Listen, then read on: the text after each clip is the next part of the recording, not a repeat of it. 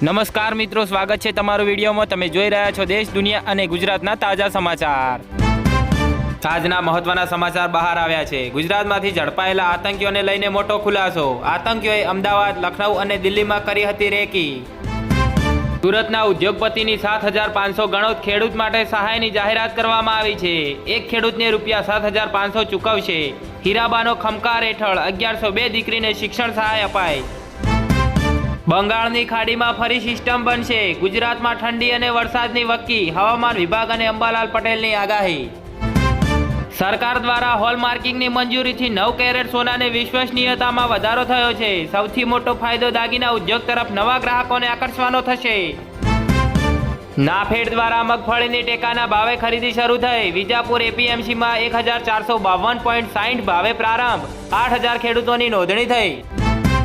સચિવાલયના 1,000થી વધુ કર્મચારીઓ બઢતી વિના નિવૃત્ત થવાના આરે આવ્યા છે। ડીવાયએસઓનો પગાર વધશે પણ હોદ્દો નહીં। સરકારના ઓરમાયા વલણ સામે આંદોલનની ચીમકી। ગુજરાતમાં આજથી મગફળી સહિતના પાકની ટેકાના ભાવે ખરીદી શરૂ। સીસીટીવીથી સમગ્ર પ્રક્રિયા પર નજર। સાવલીના મંકોડિયાપુરામાં કટિંગ વેળા પોલીસ ત્રાટકી। 18 લાખનો દારૂ મૂકી બુટલેગરો ફરાર થઈ ગયા। અમદાવાદમાં ઓવર સ્પીડને કારણે સર્જાઈ રહ્યા છે અકસ્માત। દરરોજ 20 લોકો હોસ્પિટલ ભેગા થાય છે। ગાંધીનગર એસઓજીના પોલીસ કોન્સ્ટેબલે વતનમાં જીવન ટૂંકાવ્યું। આપઘાતનું કારણ અકબંધ।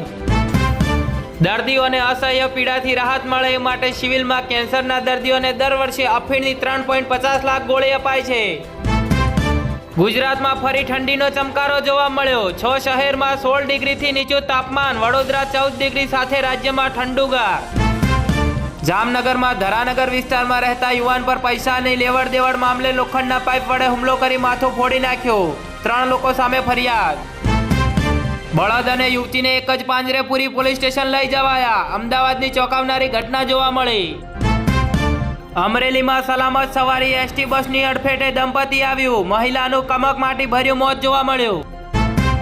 સ્થળાંતર પછી પણ મતદારોના નામ યાદીમાં હયાત। ચૂંટણી પંચના આદેશને પગલે બીએલઓ દોડ્યા। લાલપુરના નવા ગામમાં નાના ભાઈના ઝઘડામાં મોટા ભાઈને માર પડ્યો। એક સામે પોલીસ ફરિયાદ થઈ। વડોદરામાં એમજી રોડની જવેલરી શોપમાંથી ગ્રાહકના સ્વાંગમાં આવેલો ગઠિયો સોનાની વીંટી લઈને ફરાર થઈ ગયો। વડોદરામાં કોયલીના મેડિકલ સ્ટોરમાં શોર્ટ સર્કિટને કારણે ભીષણ આગ। બીજી દુકાનો બચાવી લીધી। આ અઠવાડિયે બજારમાં 5 આઈપીઓ ખુલશે। ફિઝિક્સવાલા સહિત 5 કંપનીઓ 10,000 કરોડ રૂપિયાથી વધુ ભંડોળ એકત્ર કરશે।